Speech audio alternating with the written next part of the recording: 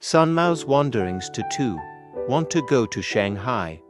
The beautiful dream will disappear. Sanmao became an orphan again. Where will Sanmao go? Sanmao heard his grandfather say that there is a big city called Shanghai. There are many people, many cars, many houses, and many high-rise buildings there. Sanmao thought, if he could go there and find some work, don't worry about having nothing. Sanmao was very happy. He opened his little legs, swung his little arms, and walked forward along the road.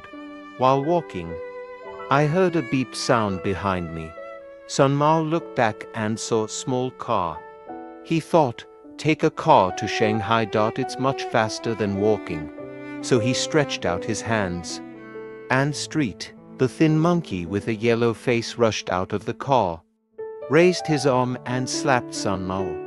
Sanmao fell down and hit his head on the ground, making a big bag. At this time, another fat pig-like guy in the car stuck his head out and cursed Sanmao with a big grin. Sanmao was angry and resentful, thinking, these rich guys are so bad. He had no choice but to shake the water on his head, wipe the mud on his body, touch the bump on his head, and continue walking forward with tears in his eyes. Beep, beep, beep. The car buzzed past Sanmao. There was a pool of muddy water underground, and the wheels of the car splashed up the muddy water, making Sanmao's whole body dirty. Sanmao walked for a while and saw a car parked in front of him. When he got closer, he saw that it was still the same car. The oncoming car broke down.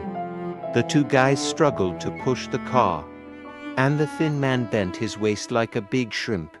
Fat belly, it's round and big, and I can't bend D. The two guys turned around when they heard the laughter, and saw that it was the child who had just stopped the car. The thin monkey came over and said, "Hey, little guy, come here and help push the cart." The fat man also said, "Little guy, help me push the cart and take you to Shanghai." Sanmao raised his head and said loudly, "I'll go by myself. You don't need to take me to Shanghai." After saying that, Sanmao held his head high, held his hands behind his back, and walked grandly in front of the car. The two guys had no choice but to eat, eat, eat. Pushing the broken car forward, Sanmao came to Shanghai. Oh, so many people. So tall and big houses. So many kinds of things, cars, rickshaws, trams. The bustling sounds of people and cars were so lively and chaotic that Sanmao felt dizzy. I wonder if I can help others here and not have enough to eat. Sanmao entered the city and saw a group of policemen on horseback on the other side of the road, holding thick and big wooden sticks in their hands. Rushing towards the large group of people at the intersection, I saw a large group of people holding small red and green flags, shouting slogans: anti-hunger, anti-civil war, anti-persecution. Sanmao saw the police desperately beating those holding the small flags and even arrested them. Many people left. I thought, is this Shanghai? Is this what Shanghai is like? It's getting dark gradually. The people on the street have dispersed, and the shops are closed. Where can Sanmao spend the night? Sanmao turned from the main street to a small alley.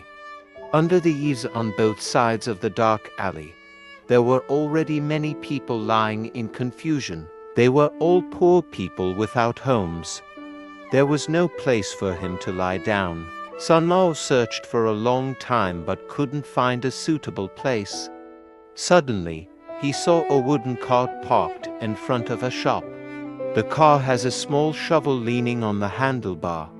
Sanmao thought, what is this for? Is it used for pulling things? Never mind it.